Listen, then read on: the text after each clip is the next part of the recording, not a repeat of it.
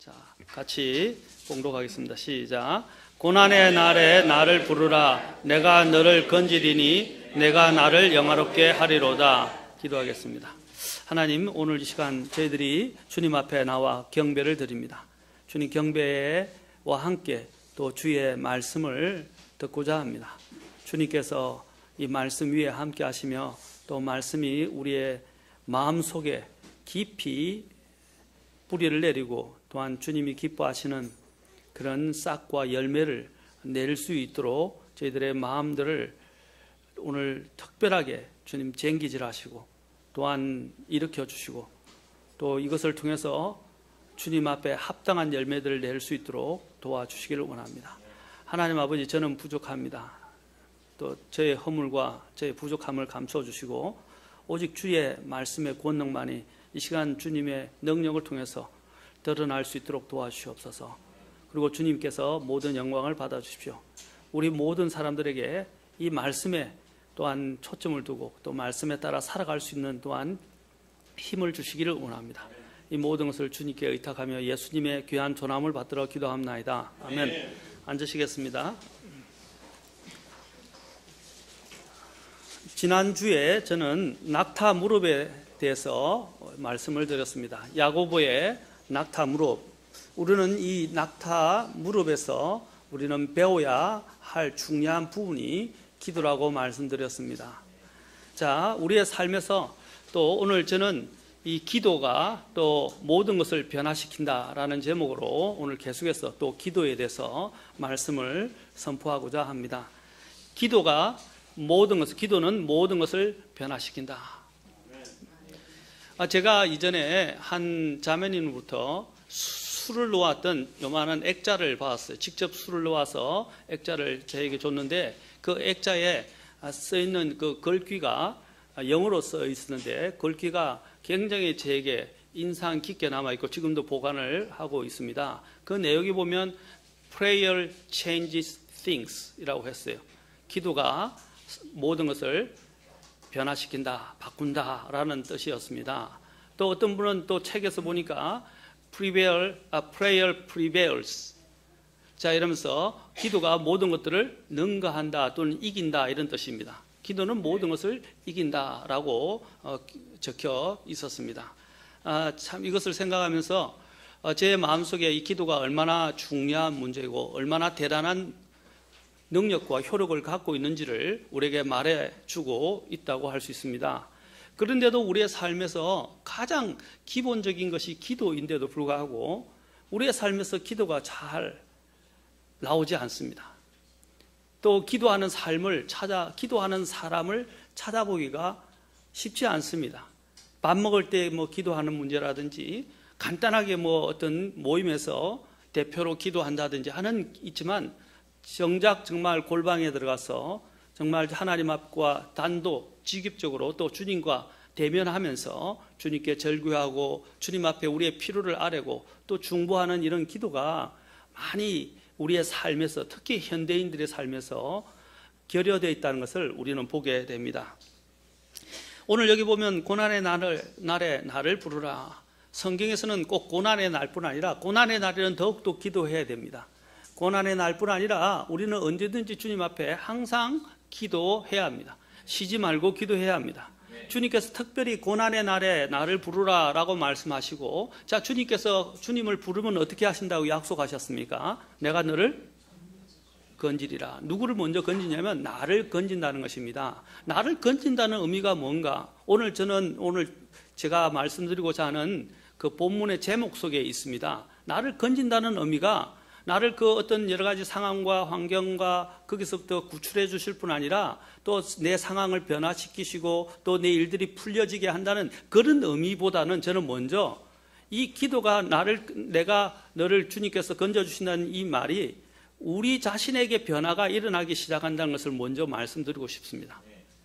우리의 관점, 우리의 마음, 또 우리가 보고 있는 이런 시각적인 이런 모든 부분들을 하나님이 먼저 변화시켜 줌으로써 우리의 마음의 변화가 오기 시작하고 그 위에 다른 것들이 변하기 시작한다는 것입니다.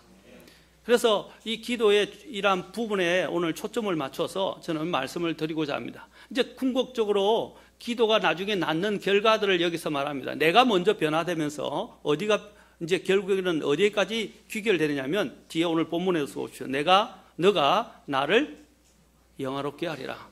하나님을 영광스럽게 하는 자리에까지 나아가게 만든다는 것입니다. 이것이 기도의 놀라운 능력이고 모습입니다. 기도는 나를 변화시키고 기도는 또한 궁극적으로는 하나님께 영광을 돌리게 만든다는 것입니다. 오늘날 기도에 대한 극단적인 양상들이 있습니다. 이 몇 가지 양상들이 있는데 한 가지 양상은 기도를 마치 만병통치약이나 만능 열쇠처럼 생각해서 무엇이든지 원하는 바를 구하면 만사가 다 형통하고 다 이루어질 것이라고 여기는 것입니다. 그래서 어떤 일이든지 또 문제를 해결하기 위해서는 무조건 더 많이 더 오래 기도해야 한다고 주장합니다. 물론 우리는 늘 기도해야 되고 무엇이든지 기도해야 합니다. 제가 지금 말씀드리고자 하는 이 사람들의 주장은 뭐냐면 이것들을 하나님의 뜻과 없이 내 소욕과 내 정욕과 내 원하는 바를 이루려고만 그게 초점이 맞춰져 있고 자기 중심적인 기도에 대해서 지금 말하는 것입니다. 또 다른 양상은 기도가 필요 없다는 양상입니다. 하나님께서 우리의 모든 필요와 마음의 원함을 이미 다 알고 계시기 때문에 기도할 필요가 없다는 것입니다. 그래서 기도를 하지 않거나 기도의 필요성을 느끼지 않는 것입니다. 물론 하나님은 모든 것을 다 아시지만 하나님께서는 이 기도를 통해서 우리가 하나님께 나아오기를 원하시고 그분과 함께 교제하면서 그분에게서 그분의 생명과 능력을 공급받기를 원하십니다. 실제로 여러분 주위에 우리가 많은 분들이 이단이라고 하는데 한 분파가 있어요. 그것도 친례교라는 이름으로 또 분파인데 제가 지금 별로 언급하고 싶지 않은데 그들은 몇 가지 단어들을 쓰지 못하게 하고 심지어는 기도도 하지 않습니다. 회개라는 단어를 쓰지 못하게 하고요. 죄인이라는 단어를 쓰지 못하게 하고요. 그 다음에 기도를 강조하지 않습니다. 왜냐하면 회개는 이미 구원받을 때 끝났기 때문에 더 이상 회개가 필요 없고 그 다음에 또한 이미 구원받은 사람은 하나님 다 알기 때문에 기도할 필요가 없다고 생각하는 것입니다. 그래서 기도 생활이 없어요. 그래서 성경만 배우고 그냥 열심히 자신들의 구원만 전하는 이러한 형태로 전락하고 말았습니다. 과연 그렇습니까? 우리가 여기에 보면 많은 성경에서 예수님의 기도 생활을 통해서 또 여기 성경에 나오는 사도들과 주님의 제자들의 기도 생활들을 우리는 신약 성경 곳곳에서 보게 됩니다. 그들은 모든 필요를 구하고 또 사도 바울 또한 신약의 서신의 대부분을 차지하고 있는 사도 바울은 계속해서 이 기도가 얼마나 필요한지 심지어는 자신을 위해서도 기도해달라고 이야기하고 너희가 깨어있으며 기도하라고 이야기를 하고 있고 또 베드로 또한 어떻게 했습니까? 깨어 기도하라고 또한 계속해서 강조를 하고 있다는 사실입니다. 또 다른 한 마지막 양상은 기도하는 일을 사람들은 어렵게 생각하거나 반대로 기도하는 일을 귀찮아하는 게으른 사람들도 있습니다. 일반적으로 사람들은 변화를 싫어합니다. 자신이 있던 모습 그대로 있던 그리고 머무르고 있던 그 자리에 그대로 머무르는 것을 더 편하게 여기기 때문입니다. 늘 있던 자리가 아닌 다른 곳으로 옮긴다든지 새로운 체제로 들어가는 것은 마음의 부담도 되고 또 불안하기도 합니다. 그러므로 변화보다는 안전지대에 계속해서 그냥 안주하기를 더 선호합니다. 이게 아마 모든 사람들의 저는 속성이라고 생각합니다. 그러나 변화하지 않고서 어떻게 발전이 가능합니까? 변화를 거부하면 그것은 성장 자체를 사실 거부하는 것입니다. 존 맥스웰은 비유들이란 책에서 변화를 택하느니 차라리 죽음을 택하겠다는 사람들의 예를 소개했습니다. 그 대표적인 예로 스위스 시계를 이야기하고 있습니다. 1940년대 스위스 시계는 전 세계에서 시계 판매율의 80%를 차지할 만큼 대단한 영향력을 가지고 많이 또 알려졌습니다. 우리도 유명했죠. 옛날 스위스의 오메가라든지 뭐 여러 롤렉스라든지 수많은 시계들 그 명품 시계로 알려져 있었습니다. 그런데 1950년대 말에 전자시계가 소개되기 시작했습니다. 그때 스위스 세계 시계 지도자들은 이 새로운 아이디어를 거부했습니다. 변화가 싫었기 때문입니다. 우리가 명품을 생산하고 이것이 더 좋은데 아날로그에서 굳이 디지털로 갈 필요가 있겠느냐라고 이야기를 했습니다. 그들은 시대의 흐름을 잃지 못했습니다. 그들은 또한 사람들에게 편리를 제공하는 것이 시계의 목적인데 또한 그런 목적도 그들은 생각하지 못하고 자기들의 입장만 고수했습니다. 그래서 디지털 방식에 대한 아이디어는 어디로 넘어간 일본에 있는 쉐이코로 넘어가게 되었습니다. 오늘날 스위스 시계가 아닌 디지털 시계가 판매의 80%를 차지하게 된 이유가 거기에 있습니다. 아직도 아날로그 감성을 가진 사람들이 스위스 시계, 옛날 그 시계들을 추구하는 사람들도 있기도 합니다. 변화해야 할 때 변화하지 못했던 것입니다.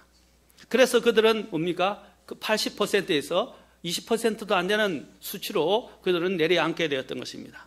우리의 믿음 생활이나 우리의 교회 생활도 마찬가지입니다. 지속적인 변화를 끊임없이 추구하지 아니하면 도태될 수밖에 없습니다. 그 말은 제가 세상의 조류와 세상의 이 흐름에 편승해야 된다고 말씀드리는 것이 아닙니다. 우리는 영적인 성장을 이루어 가야 되고 영적으로 더 진보해야 합니다. 디모데에게 사도 바울이 이야기할 때 모릅니까? 너의 영적인 진보가 진전이 다른 사람에게 드러나게 하라고 했습니다. 그것은 끊임없는 자기 반성과 또 자기 안에 영적인 부분들을 계속 훈련하고 또 개발함을 통해서 이루어지는 것입니다. 그런데 사람들은 자꾸 정체 속에서 머물러 있기를 원한다는 것입니다. 자기를 개발하지 않으면서 어떻게 사람들이 성장을 할 수 있습니까? 변화를 주지 않으면서 어떻게 그 사람이 그 정체되어 있는 상황에서 타석에 젖어 있던 부분에서 더 나아갈 수 있겠습니까? 살아있던 이것이 이 변화라는 것은요, 변화가 있다는 것은 그것이 살아있다는 것 증거를 말하는 것입니다. 우리 그리스도인들도 그냥 죽어 있는 형태의 모습을 갖는 게 아니라 살아 있어야 합니다. 활력이 있어야 합니다. 하나님의 말씀은 살아서 역사합니다. 하나님의 말씀은 살아서 역사하는 사람들에게 다시 생명을 주고 또 생명을 더 풍성하게 주는 역사를 하고 있습니다. 우리가 그 생명의 역사를 받는다면 변화가 우리에게 찾아와야 되고 변화를 우리에게 싫더라도 그것이 옳고 그것이 정당한 것이고 그것이 하나님이 말씀하시는 것이라면 우리에게 변화를 줘야 합니다. 아프지만 거기서 벗어나야 합니다. 독수리가 어떻게 독수리가 될 이 새들의 왕자가 되었습니까? 그가 바로 그런 훈련을 받았기 때문입니다. 독수리가 독수리 새끼를 키울 때 어떻게 합니까? 주로 절벽에서 많이 이렇게 키우는데 절벽의 한 기둥에 이제 둥지를 터서 키우는데 이 독수리 새끼가 그 보금자리가 따뜻하니까 그 안에만 머물러 있게 돼요, 어릴 때. 그런데 독수리가 커서 이제 날개짓을 하고 날아야 될 시기가 되면 어떻게 하냐면 독수리 어미가 거기 있는 보금자리를 헐어버립니다. 그러니까 이제는 따뜻한 보금자리 둥지에 있다가 이제 둥지를 헐어버리니까 어떻게 해요? 바닥이 찹잖아요. 바닥이 찹고 또 불편하잖아요. 그러니까 어떻게 하냐면 이 독수리가 밖으로 자꾸 기어 나오려고 움직이게 됩니다. 그러다가 어떻게 하면 그 절벽에서 떨어지게 돼요. 절벽에서 떨어지는 사람은 어떻게 됩니까? 날개에 있는 힘이 없죠? 그런데 어떻게 해요? 날개에 아직 힘이, 날아갈 수 있는 힘이 없어요. 그래서 절벽에서 막 떨어지기 시작할 때 살려고 발버둥 치면서 날개짓을 하기 시작합니다. 그런데 날개의 힘이 그 떨어지는 힘을 이길 수가 없어요. 왜냐하면 너무 연약하기 때문에. 그래서 이제 죽었다고 생각하고 이제는 몸에 힘이 다 빠져서 땅바닥에 딱 떨어지려고 할 때 독수리가 어떻게 합니까? 그 날개로 어미가 그 새끼를 탁 받아서 다시 올려가지고 다시 바위에 올립니다. 바위 아니고 그 절벽 위에 올립니다. 둥지에 올립니다. 그 둥지에서 또 똑같은 일들이 여러 반복되는 거예요. 또 어떤 때는 어미가 독수리를 물어서 절벽 밖으로 내몰기도 합니다. 그렇게 하면서 여러 번 시도하면 어떻게 해요? 날개에 힘이 생기기 시작합니다. 그리고 또한 바람을 타는 법을 배우기 시작합니다. 그러면서 독수리가 이제 날개짓을 하지 않아도 바람만 타고도 얼마나 오랫동안 공중에 머물러 있습니까? 하늘에 머물러 있습니까? 그런 새의 제왕이 될 수 있었던 이유는 바로 그렇게 보금자리를 허는 훈련을 받았기 때문입니다. 우리도 마찬가지입니다. 우리 자신들의 보금자리를 헐어서 영적인 변화를 추구하지 않는다면 끊임없이 우리 자신들을 하나님의 말씀을 통해서 기도를 통해서 우리 자신들에게 도전을 주고 우리가 변화하지 않는다면 우리는 점점 토양에 비한다면 토양을 개척하지 않고 내버려두면 어떻게 되죠? 산성화됩니다. 굳어져 버리고 딱딱해지고 굳어져서 변화할 수 없고 씨가 열매를 맺을 수 없게 되는 것과 같은 것입니다. 우리는 영적으로 왜 우리가 하나님의 말씀을 읽어야 합니까? 왜 우리가 또한 기도를 해야 합니까? 왜 우리가 또한 순종을 자꾸 해야 합니까? 이것이 바로 훈련이 되어서 우리가 굳어지고 딱딱해지고, 그렇죠? 또한 이것이 이 산성화되는, 영적으로 산성화되는 부분들을 막아주는 것입니다. 또 영적으로 아까 얘기했지만 변화를 추구하기 싫어하는 이러한 우리의 육신적인 이 속성들을 깨트려주게 되는 것입니다. 우리는 변화와 발전과 성장을 위해서는 기도가 무엇보다도 필요합니다. 예수님을 믿으면서 하나님을 믿는다고 하면서 우리의 삶에 고난이 없는 것이 아닙니다. 비록 우리의 삶에 고난이 올더라도 오늘 고난의 날에라고 이야기했죠. 오늘 지난 시간에 살펴본 야고보서 5장에서도 고난을 당하는 자는 어떻게 했어요? 그는 기도할 것이요 라고 이야기했습니다. 우리가 이러한 기도의 삶을 한 사람은 고난이 닥쳐도 고난처럼 여겨지지 않게 된다는 것입니다. 그런 은혜가 기도를 통해서 우리에게 찾아오게 된다는 것입니다. 이 세상에는 너무나도 환난이 많습니다. 그래서 인생이 고되고 힘든 것입니다. 요한복음 16장 33절에 많은 환난이 있다고 주님께서 말씀하셨습니다. 그러나 하나님의 또 왕국에 들어가려면, 요한계시록에서 사도 요한도 들어가려면 우리가 많은 환난을 거쳐야 한다고 말하고 있습니다. 고린도후서 6장 10절에서도 마찬가지입니다. 하나님 나라에 들어가면 많은 환난이 있지만 바로 기도하는 사람, 또 기도로 그 믿음이 세워지고 성장하는 사람은 그 어려움이 어려움으로 느껴지지 않게 됩니다. 그것이 바로 믿음의 사람입니다. 우리는 그렇게 되기 위해서는 기도해야 하고, 또 그렇게 할 때 우리에게 찾아오는 여러 가지 어려움과 시험과 고난들이 우리에게는 아무 문제가 되지 않는 것입니다. 우리는 기도의 능력을 입어야 합니다. 우리 힘으로 이 세상을 이길 수 없고 죄를 이길 수 없습니다. 우리의 육신으로는 그것을 감당할 수 없어요. 우리에게는 그리 힘이 없어요. 그래서 우리는 하늘로부터는 힘을 부여받아야 합니다. 말씀드리지만 우리는 중력을 이야기합니다. 우리가 어떻게 중력을 이길 수 있습니까? 중력보다 더 큰, 그렇죠? 로켓, 그렇죠? 엔진의 힘 또는 로켓의 힘, 그렇죠? 그 엔진의 힘을 이용해서 우리는 중력을 벗어나듯이 우리가 이 죄라는 중력을 어떻게 이길 수 있습니까? 위로부터는 능력을 힘입지 않는다면, 하나님의 능력을 힘입지 않는다면 우리는 이 죄라는 중력을 이길 수 없다는 것입니다. 그것은 어디서 오는 것입니까? 말씀과 기도를 통해서 오는 것입니다. 우리는 그래서 기도의 능력을, 하늘로부터는 기도의 능력을 힘입어야 합니다. 고난 가운데서도 즐거움이 임하게 되고 찬송이 흘러나올 때까지 인내하면서 기도해야 합니다. 그러면 그 고난이 나에게는 어떻게 해요? 그것은 더 이상 고난과 아픔이 아니라 우리에게 더 좋은 복, 기회로 바뀌게 될 것입니다.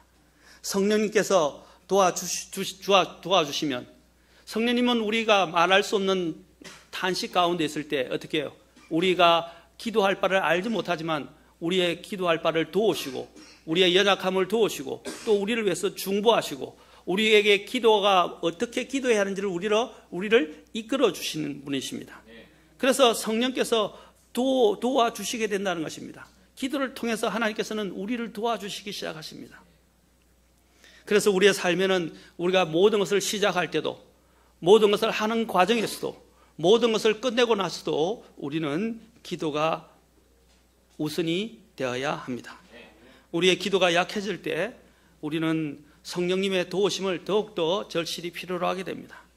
우리가 성령님의 이 도우심을 또한 위해서 강력하게 기도하게 될 때 주님은 우리의 삶을 모든 선을 위해서 합력해서 이루어지도록 역사하실 것입니다. 우리의 기도의 무릎, 바로 그것이 야고보의 무릎이라고 그랬어요. 낙타의 무릎 된 것처럼, 그 야고보의 무릎처럼 우리의 기도의 이 무릎 꿇는 기도가 약해지기 시작할 때 회개하면서 성령님의 도우심을 우리는 더욱더 의지해야 되고 더욱더 구해야 합니다. 기도를 하게 되면 영적인 분별력과 하늘로부터는 능력을 힘입게 됩니다. 그리고 하나님의 임재와 함께 임재를 더 충만히 느끼면서 우리의 당면한 이 문제들을 바라보는 시각 자체도 틀려지게 됩니다. 여러분, 돌을 하나, 자그마한 돌이지만 돌을 시냇가에 강에다 던지면 어떻게 되죠? 그 파문이 중간에 있으면서 쫙 퍼져나가죠. 그 파문이요, 사실은 전체 파도에까지 영향을, 이 전체 그 강이나 파도에까지, 그게 일종의 나비 효과와 같은 것입니다. 자그마한 하나의 움직임이 아무것도 아니는데 그 파동이 전체에 미치는 거예요. 우리가 볼 때는 가면서 진동이 점점 적어지는 것 같지만은 사실은 그 진동이 모든 것에 변화를 주는 것입니다. 바로 이 기도는 일종의 이런 파장과 같은 거예요. 파장. 그렇죠? 이 파장은 모든 영역에 영향을 주게 되어 있습니다.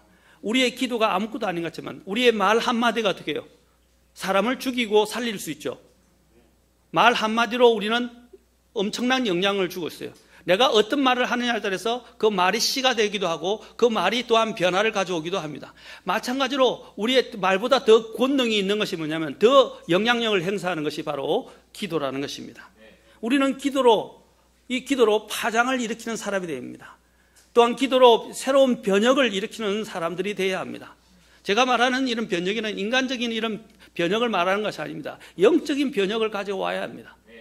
그때 성령께서 그것을 사용하셔서 우리가 생각한 것보다 더 넘치도록, 더 놀랍도록 성령께서는 우리의 기도를 사용하셔서 변화를 일으키게 되실 것입니다. 기도는 모든 것을 변화시킵니다. 그중에서 오늘 저는 특별히 이 점에 초점을 맞추고자 합니다. 기도는 나를 변화시킨다는 것입니다. 우리는 기도할 때 우리의 기도의 무게의 중심을 어디에 두고 있습니까? 많은 경우 우리가 기도할 때 우리는 주변 환경이나 다른 사람들을 변하게 하는데, 그렇죠? 다른 사람들에게 초점을 맞추고 환경에 초점을 맞추고 그것을 변화시키는데 무게 중심을 두고, 기도의 무게 중심을 두고 기도합니다. 우리는 늘 기도합니다. 하나님, 저 사람이, 하나님 이 남편이, 하나님 이 아내가, 하나님 이 자녀들이, 또 이렇게 이야기하기 시작하고, 아니면 하나님 제 남편이, 제 아내가, 제 친구가, 제 부모가, 제 동료가 뭐뭐하게 해 주십시오. 이렇게 기도하기 시작합니다. 물론 이런 기도도 필요합니다. 우리의 필요를 아뢰는 것이니까. 하지만 우리의 기도가 주변 환경, 상황, 사람들에게 편중될 때 여러 가지 좋지 못한 문제들이 발생하게 됩니다. 그것은 기도하는 사람이 자기 자신의 문제를 바라보고 또 자기 자신을 성찰하는 일에 있어서 둔감해지게 된다는 사실입니다. 기도하는 사람 자신도 다른 사람의 모습에서 보면 변화되어야 될 존재예요. 그렇죠? 다른 사람이 변화되기를 원하십니까? 다른 사람도 내가 변화되기를 원하는 거예요. 그러나 기도를 하기 시작하면 내가 변화되어야 될 요소들을 성령께서 도우셔서 보기 시작합니다. 무엇이 변화되어야 하는가? 내 안에 문제가 뭔지 자기 자신을 면밀하게 성찰할 수 있도록 만들어요. 그게 진정한 회개예요. 성령께서는 우리의 기도를 통해서 바로 우리 자신이 우리의 내면과 우리의 문제점을 보기 시작하게 하고 우리 자신들을 성찰하면서 하나님 앞에서 회개하며 하나님 앞에 진실로 매달리고 주님의 용서를 구하면서 내 자신의 문제를 주님께서 용서하시고 해결해 주시기를 기도하기 시작하게 됩니다.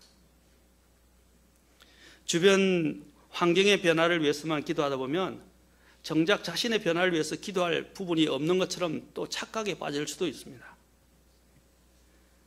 자신의 문제를 보지 못하는 사람들은 교만에 빠지기 쉽습니다. 어떤 사람들이 이렇게 빠지는 사람들, 내가 성경을 보기 때문에 다른 사람들과 나를 차별화시킵니다. 내가 기도를 하고 있기 때문에 내가 다른 사람보다 더 영적으로 뛰어나다고 생각하고 영적 우위에 자신을 두기 시작합니다. 말씀을 보는 것과 기도하는 일은요, 다른 사람과 비교해서 영적 우위를 점유하기 위한 게 아니라 내 삶에서 주님과 인격적으로 만나고 주님 안에서 내가 변화되기 위해서 말씀을 보고 기도를 하는 거예요. 다른 사람과 영적 우위를 점유하고 내가 더 잘났다라고 내가 내 자신들을 내세우기 하고 자랑하기 위해서 말씀을 보고 기도하시는 게 아니지 않습니까? 그런데 이런 사람들이 있어요. 내가 하는 일들을 다른 사람과 비교해서 다른 사람들을 무시하고 멸시하고 자기 자신들을 영적이라고 생각하고 다른 사람들을 영적이지 못하고 육신적이라고 생각하기 쉽습니다. 그런 면을 보라고 주님이 말씀을 주셨고 기도하라고 하신 게 아니에요. 우리는 말씀과 기도를 통해서 예수 그리스도를 만나고 또 그 예수 그리스도 앞에서 하나님의 임재 앞에서 내 자신의 모습을 바라보면서 내 자신을 변화시켜가는 하나의 과정입니다. 바로 이 내 자신이 변화하게 되면 나중에 다음 시간에 제가 살펴보겠지만 내 자신이 변화되기 시작하면 다른 것도 변화돼요. 하나님이 기도를 왜 하라고 하신 것입니까? 우리는 기도할 때 먼저 자신의 상태를 점검해야 합니다. 우리가 정말 믿음 안에 있는지 스스로를 점검해 보아야 합니다. 고린도후서 13장 5절에서는 뭐라고 그랬습니까? 너희가 믿음 안에 있는지 너희가 스스로 뭐라고 했어요? 너희 자신을 점검하고 또한 입증하라 그랬어요. 우리는 기도를 통해서 하나님의 눈으로 먼저 자신의 부족함을 우리는 봐야 하고 하나님의 임재 앞에서 하나님의 임재 앞에서 우리의 진짜 모습들을 보면서 우리 자신들을 바꿔야 합니다. 주님의 능력으로. 탈무드는 하나님께서 이렇게 이야기합니다. 하나님께서 기도하는 자를 판단하시도록 자신을 하나님께 내어드리는 것이 기도다라고 말했습니다. 하나님께서 기도하는 사람은 어떻게 해요? 하나님께서 그 기도하는 자를 판단하시도록 자기 자신을 하나님께 내어드리는 것이라고 말하고 있습니다. 그래서 유대인들의 이 문화와 사회에서는요, 기도를 하나님 앞에서 그들이 자기 자신들을 스스로 살피고 조사하고 또 시험하는 기회로 여긴다는 것입니다. 그러므로 그들은 기도를 통해서 하나님이 원하시는 상태로 더욱더 하나님께 가까이 나아가려고 한다는 것입니다. 기도는 기도하는 사람을 하나님 앞으로 자신들을 이렇게 옮겨가기 때문에 하나님의 뜻을 더욱더 가까이서 발견하게 되고 또 자신의 뜻을 하나님의 뜻으로 바꾸는 시간이 된다는 것입니다. 기도를 하면요, 무게중심이 달라지게, 내 중심에서, 자아 중심에서 하나님 중심으로, 내 뜻에서 하나님의 뜻의 중심으로 옮겨가도록 만들어 줍니다. 그것이 바로 기도가 하는 놀라운 역사인 것입니다.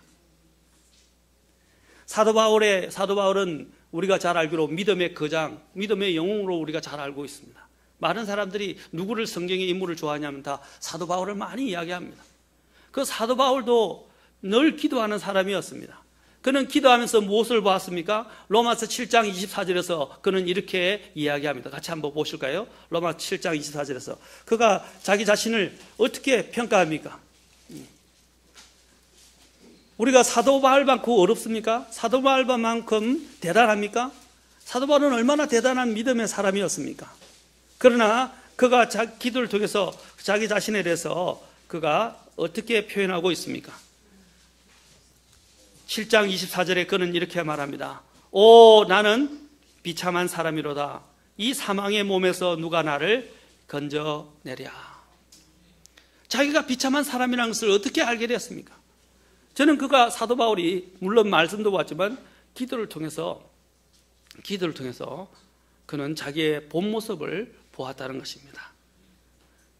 또 기도를 통해서 그는 예수 그리스도를 더욱더 알아갈수록 얼마나 자신이 허물이 많고 죄가 많은 존재인지 하나님의 그 거룩함 앞에 자기의 자신을 면밀하게 살펴보게 되었다는 것입니다. 우리는 영적으로 균형 잡혀 있는 기도를 하나님께 드려야 할 필요가 있습니다. 균형 잡힌 기도를 하기 위해서는 우리 먼저 하나님의 시각으로 우리 자신들을 보아야 합니다. 기도는 그렇게 할 수 있도록 우리를 도와줍니다. 그것이 바른 기도입니다. 그런 기도를 하기 시작할 때 이제 점점 나에게는 변화가 찾아오기 시작합니다. 나의 문제점을 보기 시작하고 내가 하나님 앞에서 얼마나 모자라는 걸 보게 되면서 하나님의 능력을 구하기 시작하니까 하나님의 그 은혜와 능력이 나에게 임하기 시작하고, 왜냐하면 은혜는 겸손한 자에게 흐르기 때문입니다. 기도는 우리를 겸손하게 만들어줘요. 우리가 얼마나 하나님 앞에 연약하고 부족한지를 우리가 발견하게 되고 하나님 앞에 서 있는 우리의 모습, 초라한 모습들, 연약한 모습을 우리가 발견하게 될 때 하나님의 위로부터는 그 지혜와 능력이 그것을 타고 그 기도를 통해서 우리에게 흘러오기 시작하면서 내가 변화되기 시작합니다. 그러면서 변화되면서 세상을 바라보기 시작하면 다음 시간에 보겠지만 세상이 다르게 보이기 시작합니다. 내 주변의 환경이 달리 보이기 시작합니다. 내 주변에 있는 많은 다른 사람들이 또 달라 보이기 시작합니다. 우리는 많은 사람들이 이렇게 이야기하면 환경만 바뀌면, 저 사람만 하나님이 바꾸어 주시거나 제거해 주시면 행복할 것 같습니다 라고 이야기합니다. 그러나 그 사람이 없어지고 환경이 바뀌면 행복해질 것 같지만 사실은 현실은 전혀 그렇지 않습니다. 또 그것을 회피해서 어떤 사람들은 그 상황과 그 사람에게서 벗어나서 다른 곳으로 가려고 합니다. 다른 곳으로 간다고 해서 문제가 없을까요? 제가 전에도 말씀드렸죠. 여기서 초등학교를 졸업을 하지 못하면 어떻게 해요? 저기 가서 초등학교를 졸업해야 돼요. 맞습니까? 다른 학교 가서도 만약에 초등학교를 갈 수 없다 그러면 검정고시라도 봐서, 그렇죠? 통과를 해야 합니다. 그래 사회에서 받아줄 수 있는 구성원으로서 교육을 받아서 자리 잡을 수 있는 것입니다. 마찬가지 우리는 그럽니다. 내 이 학교가 마음에 안 드니까 저 학교 가면 전학 가면 되고 저 학교를 옮기면 되겠지라고 생각하는 사람들이 많아요. 우리의 믿음 생활도 우리가 그렇게 생각해요. 여기가 안 되면 이것을 벗어나고 도피해서 다른 데 가면 되겠지. 그거 가면 문제가 없습니까? 아까 말했죠. 그 사람이 초등학교를 졸업하고 중학교를 졸업하고 고등학교를 졸업해야 하는 것처럼 기본적으로 마찬가지로 우리 신앙생활도 그 앤드류 머레이는 그러면 우리가 순종학교에, 하나님의 순종학교에 입학한 것이다 라고 말합니다. 하나님의 순종학교를 졸업해야 돼요. 내가 여기서 졸업하지 않으면 어떻게 해요? 다른 데 가서도 똑같은 부분에서 졸업을 해야 됩니다. 초등학교에서 배워야 하는 과정이 다 동일하지 않습니까? 물론 수업 방법이나 수업의 질의 부분은 차이가 있을 수 있겠지만은 그 초등학교에서 배워야 할 학습 과정은 배워야 됩니다. 통과해야 돼요. 시험을 쳐야 됩니다. 마찬가지로 우리가 영적인 학교에서도 마찬가지예요. 우리는 하나님의 순종학교에, 기도학교에 입학한 사람들이에요. 이 순종학교에서 하나님이 주신 곳에서 내가 변화받지 못하고 그 하나님 주시는 훈련을 통과하지 않는다면 저기 가서도 똑같이, 거기 가서도 똑같은 시험 과정을 거쳐야 하고 그 과정을 통과해야 합니다. 근데 많은 사람들이 잘못 생각한다고요. 저기 가면 괜찮아질 거라 막연한 기대를 합니다. 근데 저기 가서 안 괜찮아지는 경우가 저는 더 많이 봤어요. 실제로 더 많이 봤다고요. 한 형제님이, 이전에 있었던 한 형제님인데 그 형제님이 가족들이 너무 질이 안 좋아요. 가족들 때문에 믿음에 있어서 시험을 많이 받고 유혹을 너무 많이 받았어요.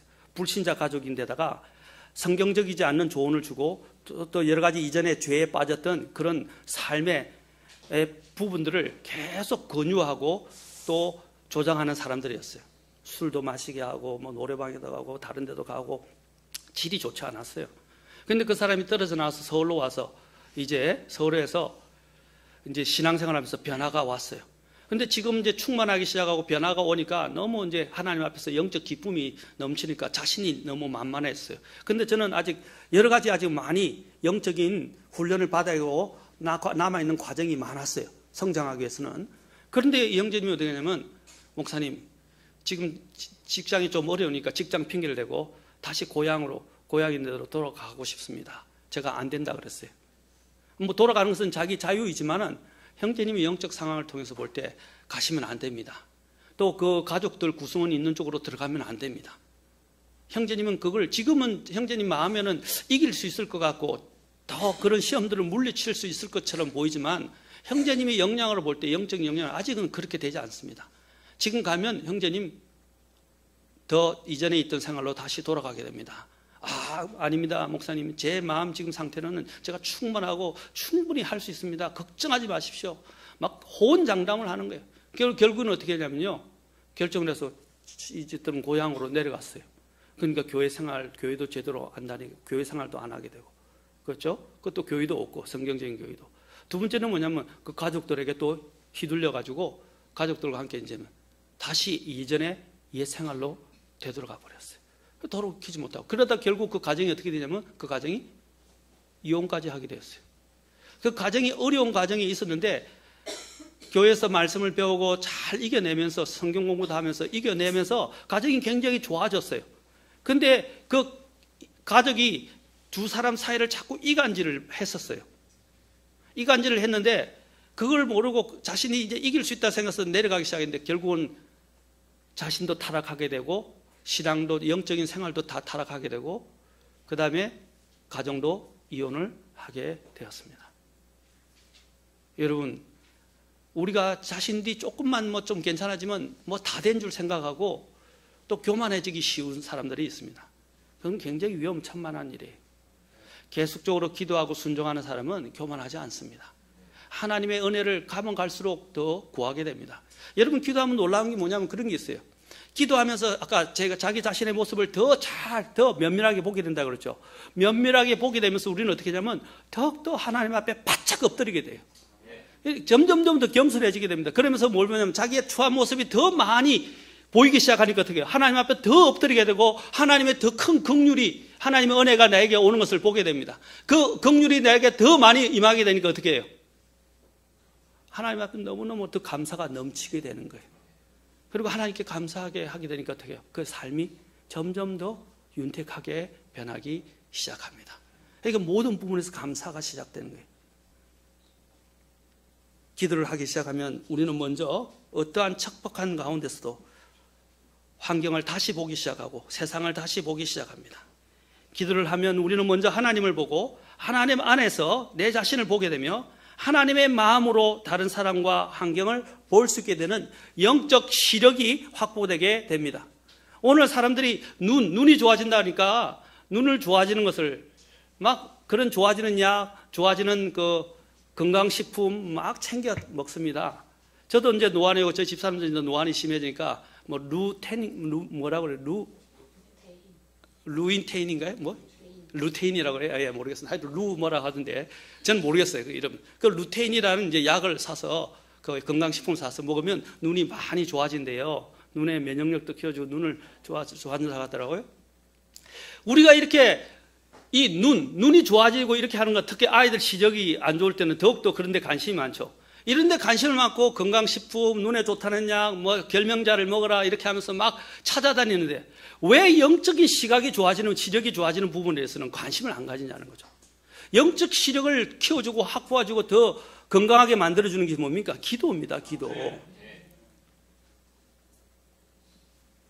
전에는 기도를 하면 전에는 보지 못했던 하나님의 인격과 하나님의 성품과 하나님의 약속들을 더 확고한 약속들을 더 보기 시작합니다. 기도를 하게 되면 전에는 보지 못하던 나의 더 추한 모습을 보면서 회개하게 되고 전에는 보지 못하던 다른 사람들의 필요와 다른 사람에 대한 이해와 다른 사람을 용서하는 마음을 갖게 되고 전에는 보지 못했던 하나님의 왕국과 그분의 의와 그분의 사역의 절실한 필요성들을 보게 됩니다. 영적 시야가 확장되는 거예요. 기도는 내 중심에서 하나님 중심으로 내 뜻에서 하나님의 뜻 중심으로 옮겨가도록 만들어 줍니다. 누가복음 22장 41절에서 42절을 통해서 우리는 이것을 또한 볼 수 있습니다. 같이 봅시다. 누가복음 22장 41절 42절입니다.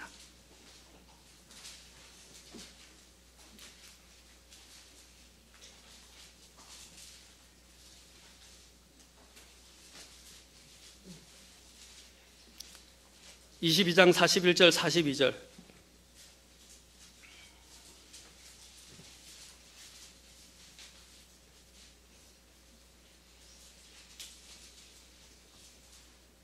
자, 같이 읽겠습니다. 시작. 그들에게서 물러나 돌을 던지면 닿을 수 있는 곳으로 가사 무릎을 꿇고 기도하며 이르시되 아버지여, 만일 아버지의 뜻이거든 이 잔을 내게서 옮기시옵소서. 그러나 내 뜻이 아니었고 오직 아버지의 뜻이 이루어지기를 원하나이다 하시니. 자, 예수님께서 그 십자가의 죽음을 앞뒀을 때 얼마나 고통스러웠겠습니까? 십자가가 주는 육체적 고통보다도 그것은 마귀와 또한 사람들의 죄를 짊어지는 것이었어요. 그리고 하나님과 영원히 한번 결별한 적이 없었던 예수님이 하나님과 어떻게 해요? 그 죄로 인해서 단절되는 경험을 해야 하는 정말 아픈 순간이었습니다. 고통스러운 순간이었어요. 주님께서 어떻게 하셨어요? 이 잔을 어떻게 그랬어요? 이 잔을 내게서 옮기시옵소서.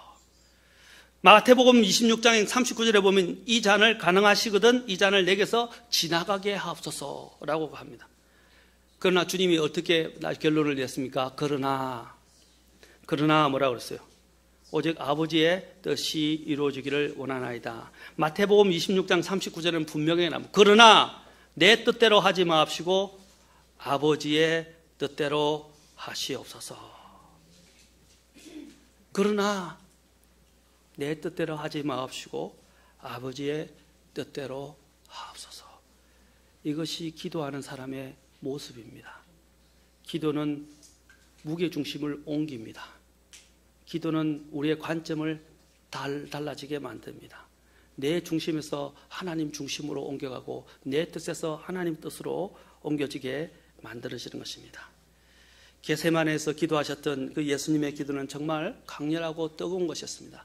땀이 피가 되도록 기도하셨어요. 그 주님의 그 기도가 사실 베드로를 시험에서 이길 수 있게 하였고 다른 사람들을 변화시킬 수 있었고 주님의 구속 사역을 이룰 수 있도록 만드신 것입니다. 주님의 지상생활에서 주님의 기도 생활을 빼놓고는 우리가 이야기할 수 없습니다. 주님은 기도의 본을 보이셨고 그 기도의 본을 보고 제자들은 우리에게 기도하는 법을 가르쳐 달라고 주님께 요청했던 것입니다. 마찬가지로 지난 시간에 야고보 낙타 무릎이 된 야고보를 통해서 그렇죠. 사람들이 배우게 된 것입니다. 야고보의 그 가르침, 야고보서의 서두와 말미에 있는 그 기도에 관련된 가르침은 그냥 나온 것이 아니라는 것입니다. 우리는 겟세마네 기도의 위대함이 하나님께서 그 기도에 응답하셨다는 그런 해피 엔딩의 결과가 아니라는 것입니다. 주님께서는 이 잔을 지나가게 해달라고 기도하셨습니다. 기도로 시작했다 결국에는 하나님의 뜻대로 되기를 원한다고 주님 앞에 자기 자신을 완전히 주님 앞에 내려놓으셨습니다. 예수님의 기도는 어떻겠습니까? 결국 그 기도의 내용이 달라지게 된 것입니다. 그리고 그 변화되는 그 기도를 하나님께서는 들어주셨습니다. 기도를 통해서 결국 무엇이 변화됐습니까? 어떤 상황이 변화된 게 아니라 내가 변화되었고 그 시험을 치워드는 것이 아니라 그 시험을 이길 수 있고 막다뜨릴 수 있는 힘을 얻게 된 것입니다. 무엇보다 우리의 삶에는 기도가 중요합니다. 왜냐하면 기도가 모든 변화의 동력이기 때문입니다. 기도의 효과는 무엇보다도 크고 실제적인 것입니다. 기도는 특별히 인간의 내면에 어떤 변화를 불러일으킨다는 것은 이미 이것은 심리학자들도 과학적으로도 입증되었습니다. 심지어는 종교가들이 명상을 하지 않습니까? 종교가들도 종교를 지향 종교하는 사람들도 어떻게 해요? 명상을 하고 기도를 합니다. 그렇죠? 왜 명상하고 기도를 합니까? 마음을 다스리는 것입니다. 여러분 도를 아십니까? 라고 이야기하는 정산도라든지 여러 군데서는 뭡니까? 길을 이야기하는 사람들은 그 마음의 훈련을 이야기하지 않습니까? 마음을 다스려야 된다고 이야기를 하는 것입니다. 왜냐하면 그 말에 일리가 있어요. 왜냐하면 모든 생명의 근원이 바로 마음에서부터 오기 때문입니다. 잠언 4장 23절에서 말하지 않습니까? 생명의 모든 결말이 원인이 어디서 옵니까? 바로 마음에서부터 오는 것입니다. 그 마음을 다스려야 되는 거예요. 이 세상에 있는 종교들조차도 마음을 다스리는 문제를 강조하고 이야기하고 있습니다. 근데 하물며 우리 그리스도인들조차도 이 마음을 다스리는 문제, 이 마음을 바꾸는 문제가 어디서 오는 것입니까? 기도입니다. 기도하면 달라지기 시작합니다. 이 마음은 어떤 한 개인이 이를 결정하는 중심기관이고 도덕적인 판단이나 선택을 하는 장소입니다. 위르겐 몰트만 목사님은 인간의 마음을 가리켜서 내적 삶의 모든 심층들이라고 말했습니다. 바로 마음은 인간의 중심이고 핵심이고 중추입니다. 그리고 그 인간의 마음 안에서는 핵심이고 중추인데 인간은 근본적으로 죄 가운데서 태어나기 때문에 그 마음에서 솟아나오는 게 뭐예요? 가만히 있어도 샘에서 물이 계속 철철철철 넘쳐오는 것처럼 우리가 가만히 있어도 그 육신의 이 몸을 갖고 있는 우리 아에게서 태어나오는 게 뭡니까? 죄와 사악함이 튀어나오는 것이란 것입니다. 그래서 지난주에 제가 수요일날 시리즈로 설교했지만 예레미야 17장 10절에서 9절 10절에서 뭐라고 그랬습니까? 나 주는 속 중심을 살피는 주신인데 인간의 마음이 뭐라고 그랬어요? 모든 만물보다 더 부패하고 사악하다고 했어요. 속이는 것으로 가득 차다고 이야기했어요. 우리의 기기 본성이에요, 본성. 이 본성의 마음에서는 악과 사악함이 계속 솟아오르고 피어오른다는 것입니다. 이것을 어떻게 다스리고 막을 수 있습니까? 하나님께서 가인에게 뭐라고 하셨어요? 죄가 문 앞에 엎드려 있으니 너는 뭐라고 그랬어요? 죄를 다스릴지니라 그랬어요. 그럼 마음의 문입니다. 마음속에 자리 잡고 있는 그 죄를 주님은 뭐라고 했어요? 하나님께서는 다스리라 그러셨어요. 우리가 끊임없이 우리에게 분출되어 나오는 이 본성적인 이 죄, 이 욕심, 이 정욕들, 이것들을 어떻게 우리가 제어할 수 있습니까? 우리의 힘으로는 안 됩니다. 기도로 하나님의 능력을 힘입어야 합니다. 말씀으로 그것들을 제거해야 합니다. 말씀의 검으로 싹을 제거해야 됩니다. 농사 지을 때 가장 큰 어려움이 뭡니까? 비료를 안 주는 것보다 더 중요한 문제가 잡초예요, 잡초. 잡초는 하루 이틀만 지나면 또 무성하게 자라기 시작해요. 잡초와의 전쟁이에요. 그 잡초가 결국은 뿌리의 힘을, 그렇죠? 다 가져가고 시들어 죽게 만드는 것입니다. 그 잡초를 뿌리채 없애야 되는 거예요. 그것을 없앨 수 있는 힘이 어디서 오는 것입니까? 기도를 통해서 오는 것입니다. 영적인 우리의 이러한 죄의 잡초들을, 우리의 정욕의 잡초들을 없앨 수 있는 힘은 바로 기도를 통해서 오는 것입니다.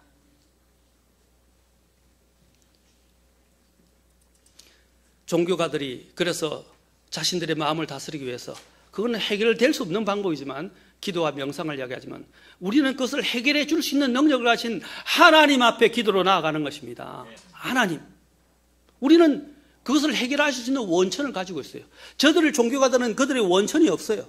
인간의 힘은 한계가 있어요. 인간의 잠재력도 한계가 있어요. 그러나 하늘로부터 하나님의 힘은 초자연적인 것이에요. 모든 것을 이기는 힘을 갖고 있다는 것입니다. 기도는 마치 수도관을 개설하는 것과 같은 거예요. 우리가 수도관을 개설했을 때 새로운 성품이 나오도록 우리가 먼저 구원받으면 어떻게 해요? 새로운 수도관을 설치하는 것 같아요. 여러분, 오랜 수도관이 어떻게 됩니까? 수도관을 교체해야 되죠.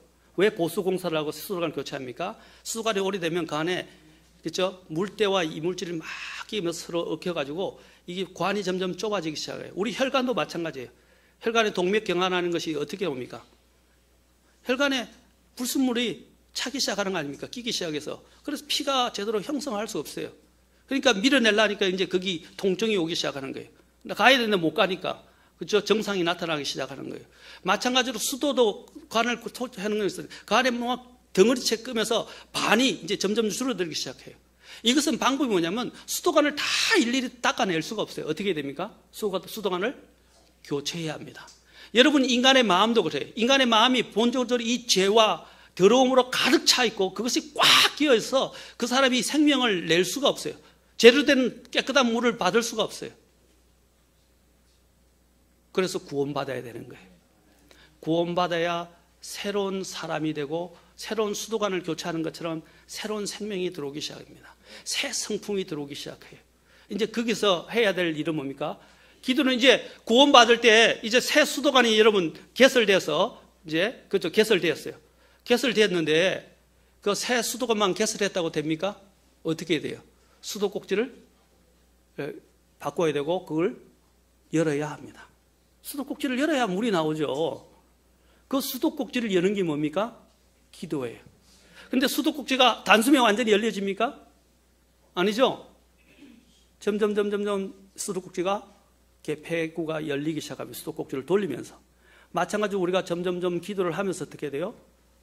수도꼭지가 열리듯이 우리가 하늘 문이 열리도록 만들어주고 하늘의 관이 열리도록 만들어주고 하나님의 능력이 하나님의 생명이 그 기도를 관을 통해서 우리에게 오도록 만들어주는 것입니다. 기도가 바로 기도를 통해서 우리는 관을 계속 열어야 돼요. 그죠? 하나님의 관을. 그래서 열면 어떻게 해요? 이제 하나님의 생명이 많이 안에서 넘쳐나게 되는 것입니다.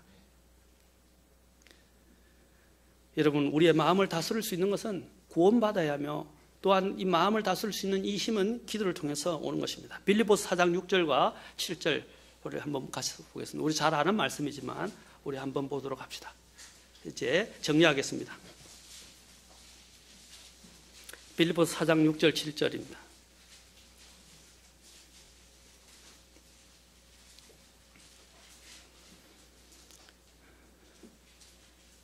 자, 같이 읽겠습니다. 시작. 아무것도 염려하지 말고 오직 모든 일에서 기도와 간구로 너희가 요청할 것을 감사와 더불어 하나님께 알리라. 그리하면 모든 이해를 뛰어넘는 하나님의 평강이 그리스도 예수님을 통해 너희 마음과 생각을 지키시리라. 너희 마음과 생각을 지키시는 하나님의 평강이 무엇을 통해서 온다고 되어 있어요? 기도를 통해서 온다고 그랬어요. 마음을 지키는 일이 어디서 온다고요? 기도를 통해서. 하나님이 모든 이해를 뛰어넘는 하나님의 평강이 우리 안에 자리를 잡아주면서 우리를 지켜주거든요.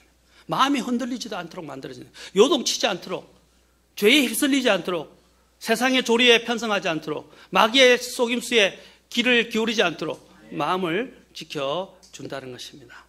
마음과 생각을 지키시겠다. 이 약속이에요. 그래서 아무것도 염려하지 말고 모든 일에서 기도하라고 말하고 있습니다. 기독교에서 기도는 우리 믿음 생활의 핵심적인 위치를 차지하고 있고 가장 기본적인 생활입니다. 기도는 우리가 종종 호흡에 비유합니다. 숨을 쉬지 않으면 살 수 없듯이 우리는 기도하지 않으면 영적으로 죽는 것과 같습니다. 디모데전서 4장 5절에서는 우리가 말씀과 기도로 거룩히 구별되었느니라 라고 되어 있습니다. 뭐로 거룩히 구별된다고요? 기도로, 말씀과 기도로. 그 중에 하나가 기도. 우리를 거룩히 구별하는 그 힘은 기도를 통해서 오는 것입니다. 사랑하는 성도 여러분, 제가 이야기하는 것은 기도에 대해서 말하고자 하는 게 아닙니다. 이제 우리가 필요한 것은 뭡니까? 기도에 대해서 이야기할 게 아니고, 기도에서 들을 게 아니고, 실제로 이제 무릎을 꿇고 기도하는 삶이 필요한 거예요. 얼마나 우리는 기도에 대해서 많이 강조하고, 기도에 대해서 많이 들어왔고, 기도에 대해서 많이 이야기했습니까? 심지어는 말할 때 인사말이 기도하겠습니다 아닙니까? 근데 기도하십니까 진짜로? 얼마나 기도하십니까? 여러분을 책망하려고 말씀드린 게 아니에요. 야고보처럼 실제로 무릎 꿇는 기도에서부터 시작해야 합니다. 여러분 한 영화, 크리스찬과 관련된 한 영화인데, 물론 저는 영화를 추천하지 않지만 크리스찬 영화들을 우리가 교회에서 한 번씩 기독교 영화를 몇 번 보았습니다. 그 중에 하나 건장할 만한 한 영화가 있는데 섀도우랜드라는 영화가 있습니다. 그것이 뭐냐면 유명한 C.S. 루이스 박사에 관련된 삶입니다. 그 C.S. 루이스 박사가 이제 아내를 만나면서 그 아내가 늦게 만났는데 그 아내가 결국은 암이라는 것을 발견하게 되고 그 아내로 인해서 처절하게 하나님 앞에서 자신의 이 마음의 신경을 토로하면서 기도하는 모습을 보게 됩니다. 기도하면서 그가 결론적으로 말하는 것이 뭐냐면 내 기도를 통해서 하나님께서 변하는 것이 아니라 변하는 것은 바로 나 자신이다. 그래서 그가 그 아내의 그 투병을 보면서 또 아내의 죽음을 보면서 그의 마음 속에 그것을 원망하기보다는 이제 자기 자신이 변화되는 모습을 보게 된 것이고 초연하게 되는 것을 보게 된 것입니다. 한번 보고 볼만한 영화입니다. 이게 별로 헐리우드에서 만들었기 때문에 별로 건장하고 싶지는 않지만 그러나 내용은 C.S. 루이스의 그 전기와 관련된 부분이기 때문에 한번 볼만한 내용입니다. 마지막으로 한 예화만 드리고 마치겠습니다. 미국 시골의 통나무집에 한 병약한 남자가 있었습니다. 그 집 앞에는 큰 바위가 있어서 집을 출입하는데 늘 힘이 들었어요. 어느 날 하나님께서 꿈에 나타나서 이렇게 말씀하셨습니다. 사랑하는 아들아, 이 집 앞에 바위를 매일 밀어라. 그때부터 그 병약한 남자는 희망을 품고 매일 바위를 밀었습니다. 8개월이 지났을 무렵 그 남자는 점차 자신의 꿈에 회의가 들기 시작했습니다. 아무리 생각해도 바위의 위치가 변한 것 같지 않았기 때문입니다. 이상한 생각이 들어서 바위의 위치를 자세히 청량해 봤더니 역시나 바위가 1인치도 옮겨지지 않은 것을 발견했습니다. 그는 현관에 앉아서 지난 8개월 이상의 헛수고가 원통해서 엉엉 울었습니다. 바로 그때 하나님께서 찾아오셔서 그 옆에 앉으시면서 그에게 물었습니다. 사랑하는 아들아, 왜 그렇게 슬피 우느냐? 그리고 병약한 남자는 이렇게 대답했습니다. 하나님 때문입니다. 하나님 말대로 지난 8개월 동안 희망을 품고 바위를 미루는데 바위가 꼼짝도 않은 거 전혀 옮겨지지 않았습니다. 그때 하나님께서 말씀하셨습니다. 나는 너에게 바위를 옮기라고 말한 적이 없다. 그냥 바위를 밀라고 말했을 뿐이다. 이제 거울로 가서 너 자신을 보려무나. 이렇게 이야기했어요. 그러자 거울 앞에 선 남자는 자기 자신이 변화된 모습을 보고 깜짝 놀랐어요. 근육질의 남자로 변하고 보냈던 것입니다. 자기가 병약해서 병약한 때문에 주님께 기도했었잖아요. 그래서 주님이 하라는 대로 했는데 바위가 자기는 옮겨질 거라고 바위만 밀려고 생각했는데 그 바위를 미는 동안 자기가 변화된 걸 보게 되고 자기가 건강한 모습으로 힘을 주면서 계속 운동을 하니까 몸에 힘이 생기기 시작하고 근육에 힘이 생기기 시작한 거예요. 그래서 지난 8개월 동안을 생각해 보니까 밤마다 하던 기침이 없어지고 매일 기분이 상쾌했고 잠도 잘 잤었다는 거예요. 그래서 하나님의 계획은 바위를 옮기는 것이 아니라 그를 변화시키는 것이었습니다. 그에게 일어난 변화는 바위를 옮겼기 때문이 아니라 바위를 밀었기 때문입니다. 여기서 우리는 두 가지를 생각할 수 있어요. 바로 기도가 이와 같은 것입니다. 기도를 하면 다른 것을 변화시키는 게 아니라 그 기도가 나를 변화시키고 나를 건강하게 만듭니다. 첫째. 그 다음에 또한 순종이 그와 같은 것입니다. 사랑하는 성도 여러분, 이러한 어려움이 올 때 우리는 무엇보다도 기도해야 되겠지만 어려움이 찾아온 줄알아도 우리의 매일 삶에서 우리가 실행해야 될 가장 기본적인 것, 또 하늘로부터 오는 능력을 힘입는 것, 하늘의 생명을 더 우리에게 갖게 오게 하는 그 힘은 어디서 오느냐? 기도를 통해서 옵니다. 오늘부터 우리 성도님들이 다른 어떤 것보다도 가장 기본적인 그리스도의 생활인 이 기도에 우리 자신들 드릴 수 있기를 바랍니다. 야고보의 낙타 무릎까지는 되지 않더라도 우리와 그와 같은 그런 기도의 생활을 통해서 우리 자신이 하나님 앞에서 변화되어가는 모습을 통해서 하나님께 감사를 드리고 이 변화된 우리의 모습을 통해서 다른 사람들에게 더 많은 좋은 영향력을 주는 그런 그리스도인으로 세워줄 수 있기를 축원합니다. 기도하시겠습니다. 다 같이 일어서시겠습니다.